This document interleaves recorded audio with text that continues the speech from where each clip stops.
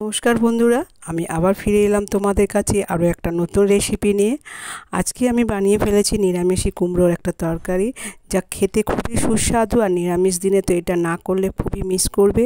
তাই তোমাদের কাছে অনুরোধ হলো, তোমরা অবশ্যই এইভাবে একবার হলো বাড়িতে ট্রাই করে দেখতেই পারো। আশা করছি তোমাদেরও ভালো লাগবে, আর তার জন্য তোমাদের পুরো রেসিপিটাও দেখতে হবে। তাই চলো দেরি না করে তোমাদের চটপট রেসিপিটা বলে দেওয়া যাক। শুক্লা রান্নাঘরে তোমাদের সবাইকে স্বাগত জানিয়ে আমি রেসিপিটা শুরু করলাম। তা সবার প্রথমে আমি এখানে একটা ভাজা মশলা বানিয়ে নেব। সেই জন্য শুকনো গরম কড়াইতে দিয়ে দিলাম 1 চামচ জিরে, 1 চামচ ধনে। এটাকে একটু ভাজা ভাজা করে তুলে রেখে দিচ্ছি আলাদা করে, এটাকে পেস্ট করে রেখে দেবো। তারপরে ওই কড়াইতে দিয়ে দিলাম একটু 2 চামচের মতন তেল। তেলের মধ্যে আমি দিয়ে দিয়েছি চীনাবাদাম। এখানে 1 মুঠ চীনাবাদামটা দিয়েছি। চীনাবাদামটাকেও হালকা একটু লাল লাল করে ভেজে এটাকেও তুলে রেখে দেবো। আর এটাকেও একটু গুঁড়ো করে নেবো খোসাটা ছাড়িয়ে, তবে খুব বেশি মিহি পেস্ট করব না, একটু দানা দানা রেখে পেস্টটা করব, তাহলে খেতে খুবই ভালো লাগবে। তারপরে ওই তেলেই আমি ফোড়ন দিয়ে দিলাম কালো জিরে আর শুকনো লঙ্কা। এই ফোড়নটা ভাজা ভাজা হয়ে গেলে ওর মধ্যে দিয়ে দিলাম কেটে রাখা কুমড়ো। আমি এখানে কুমড়োটাকে সরু সরু করে কেটেছি। কুমড়োটাকে প্রথমে আমি তেলের মধ্যে দিয়ে একটু ভালো করে নাড়াচাড়া করে নিলাম, ভাজা ভাজা করে নিলাম 2 মিনিটের মতন। তারপরে 2 মিনিটের জন্য ঢাকা দিয়ে রেখে দিলাম। 2 মিনিট পর ঢাকাটা খুলে আরও একবার ভালো করে নেড়ে চেড়ে নিলাম। এরপর এর মধ্যে আমি কিছু মশলা অ্যাড করব, তবে খুবই সামান্য মশলা, তোমরা দেখলে নিশ্চয়ই বুঝতে পারবে। এখানে আমি দিয়ে দিয়েছি স্বাদ মতন নুন আর একটু পরিমাণ মতন হলুদ। যেহেতু কুমড়ো, তবে হলুদের পরিমাণটা খুবই কম দিয়েছি।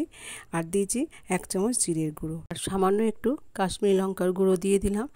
এই সবগুলোকে দিয়ে কুমড়োটাকে ভালো করে একটু প্রথমে কষিয়ে নেব। যেহেতু জল পড়বে না, এই জন্য একটু ভাজা ভাজা করেই কুমড়োটার সাথে ভালো করে কষিয়ে নেব।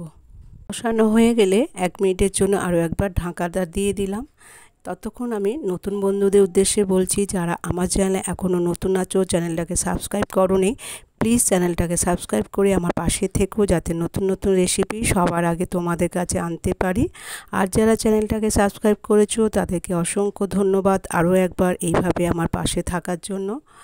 1 মিনিট পর ঢাকনাটা খুলে আমি ওর মধ্যে দিয়ে দিয়েছি 2টো চেরা কাঁচা লঙ্কা, তবে ঝালটা তোমরা তোমাদের স্বাদ অনুযায়ী দিয়ে দিতে পারো।